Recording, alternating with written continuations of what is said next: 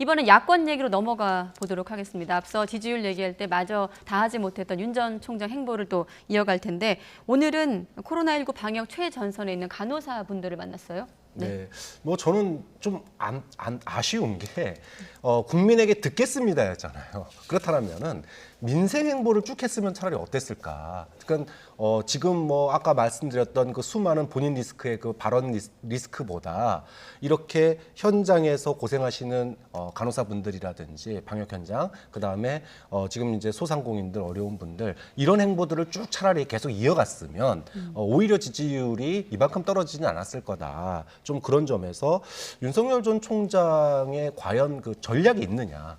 그러니까 국민에게 듣는 것도 어떤 목표를 가지고 국민에게 듣는 거잖아요. 예를 들어 국민의당에 입당을 하기 위해서 의견을 듣는 건지 네. 아니면 본인의 어떤 정책에 대해서 세우기 위해서 의견을 듣는 건지. 그러니까 만나는 것도 그렇죠. 예를 들어 뭐 반기문 전 총장을 만났다. 그러면은 대한민국의 뭐 외교 부분에 대해서 뭔가를 들었다면은 본인의 어떤 이슈, 그러니까 향후의 외교 정책에서 어떤 걸 쓰겠다라는 얘기로 이어져야 되는데 그런 스토리가 없이 좀 왔다 갔다 한다는 느낌을 듣는 거예요. 좀 그런 점에서 뭐 오늘 이 코로나 지금 4단계 시기에 고생하시는 간호사 만나는 건 너무 잘한 일이다라고 얘기하지만 네. 좀 일관성 있고 좀 스토리가 되고 그다음에 그것이 정책과 연계되는 그런 행보로 이어진다면 하는 아쉬움이 있는 거죠. 네, 그래서일까요? 이준석 대표도 좀 지지율 추이가 위험하다 이런 표현을 하면서 그대로 전하면 이제 방황을 그만하고 어서 들어오라 하고 다시 한번 손짓을 하기도 했습니다. 어떤 얘기를 했을까요? 윤석열 전 총장의 지지율 추이를 우리 대표님은 어떻게 분석하고 있었어요? 위험하죠. 왜냐하면 윤 총장이 지금 당 밖에 머무르는 시간이 좀 길어지고 그리고 그것이 보수 전체 지지층에게 좀 양해를 받는 취지는 그분이 이제 중도 확장성이라든지 그렇죠. 우리 당을 지지하기 어려운 분들이 있다면은 그분들의 지지세까지 확보하겠다는 취지에서 저희가 양해하고 있는 것이거든요. 예. 안철수 대표 사례까지 거론하면서 입당을 거듭 압박하고 있는 이준석 대표. 하지만 여기에 대해서 윤 전 총장은 여의도 정치, 뭐 국민의 정치 따로 있냐 이렇게 대응하기도 했습니다. 네, 이준석 대표는 본인이 당대표로 있기 때문에 당대표로서 바깥에 있는 주자들이 다 당에 들어와서 선거를 치르는 게 본인의 성과에 연결돼 있는 만큼 이를 강조하고 싶은 측면이 있는 것 같습니다. 근데 반대급부적으로 바라보면 지금 윤석열 총장의 지지율이 위험하다고 하는데 또 일각에서는 이준석 대표가 이끌고 있는 국민의힘의 지지율이 위험하다. 이렇게 볼 수 있는 측면이 있습니다. 네. 앞서 설명드렸던 것처럼 민주당과의 지지율이 역전되고 범야권 진영 전체에 대한 정권 교체 가능성이 점점 떨어지고 있는 국면 속에서 과연 어떤 사람에게 이런 책임들이 있는 것인가를 묻기 시작한다면 굉장히 곤란한 상황이 오게 되겠죠. 야권의 유력한 제1야당의 대표주자로서 해야 되는 제1의 책무는 무조건적으로 정권 교체를 위해서 무슨 일을 할 것인지에 대한 여부일 텐데 윤석열 전 총장에 대한 여러 가지 언급들을 보게 되면 윤 전 총장이 입당을 위해서 노력을 하는 건지 아니면 오히려 윤 전 총장이 입당을 굉장히 곤혹스럽게 만드는 건 아닌지 이런 해석들이 가능한 발언들이 많이 나옵니다.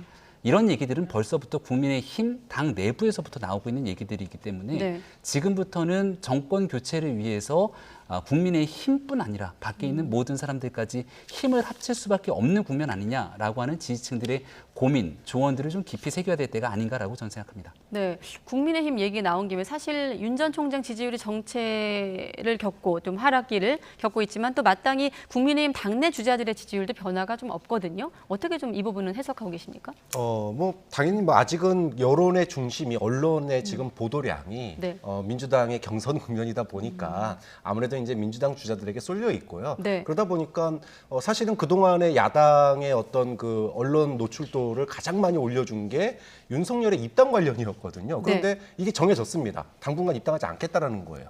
지지율 떨어지더라도 나는 거기에 연연하지 않고 제 갈 길 가겠다라는 겁니다. 네. 그러다 보니까 모든 언론의 중심은 네거티브전을 벌이고 있는 민주당에 가 있고 언론에서부터 야당이 멀어지는 이런 현상들이 지금 일어나고 있는데 윤석열 전 총장의 지지율 하락이 지금 국민의힘으로서는 뼈아플 수밖에 없는 부분이 이게 만약에 큰 폭으로 하락한다면 누군가 그 대안으로 그 지지율을 흡수할 텐데 이게 지금 조금씩 떨어지면서 다른 후보들에게 기회를 주지 않는 그러니까 시간은 벌어가고 이렇게 이제 소위 뭐죠 고장난 덤프트럭이 딱 앞에 가로막고 있는 형국이에요. 네. 좀 그런 측면에서 이준석 대표가 좀 답답함을 갖다가 좀 호소하는 그런 이야기를 한 것 같은데, 근데 그렇다고 이준석 대표가 지금 사실 뭐 아직 입당 결정 안 했다라고 하는 사람한테 계속 밀어붙이면서 좀 비빔밥에 당근 얘기를 했단 말이에요. 네. 근데 이게 오히려 지금 입당하지 말라는 얘기로 들릴 정도로 비빔밥에 당근은 사실 있어도 그만 없어도 그만입니다. 네. 근데 고추장은 꼭 필요하거든요.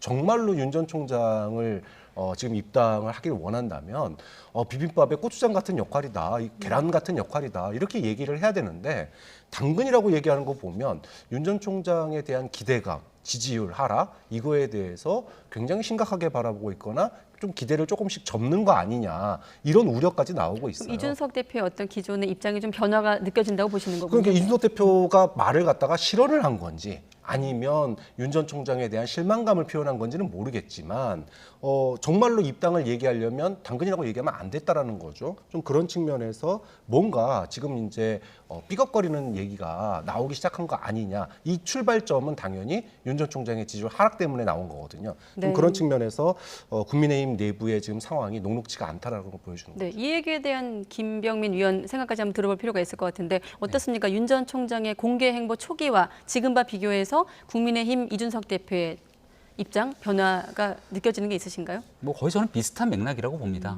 당초부터 별로 우호적이지 않았던 상황이 아닌가 생각이 되고요. 근데 지금 있는 모든 발언들이 사실은 당대표에게 있어서 윤석열 전 총장에게 초점이 갈 이유는 없습니다.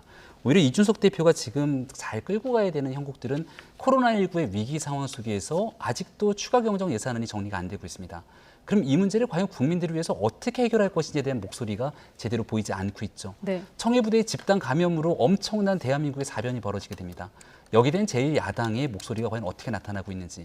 어제 김경수 지사의 최종 대법원 확정 판결을 통해서 과연 대한민국에서 이 드루킹에 대한 이 댓글 조작 사건이 주는 함의 메시지, 앞으로 대통령 선거를 어떻게 치러야 될지, 야당으로서 해야 되는 무수히 많은 일들이 있는데 나오는 메시지 핵심이 윤석열 전 총장에 대한 약간의 뭔가 그 긍정적이지 않은 목소리들이 나오기 시작하면서 야권 전체의 분열의 위기까지 갈 수 있는 측면들이 있다면 네. 이런 부분들은 좀 조정이 필요한 것이 아닌가. 그리고 윤석열 전 총장 입장에서도 앞서 교수님이 얘기했던 것처럼 유력한 대권 주자로서 국민이 갖고 있는 기대감들을 충족시키기 위해서 훨씬 더 국민들을 위한 노력들을 해야 될 필요가 있다고도 생각합니다. 네.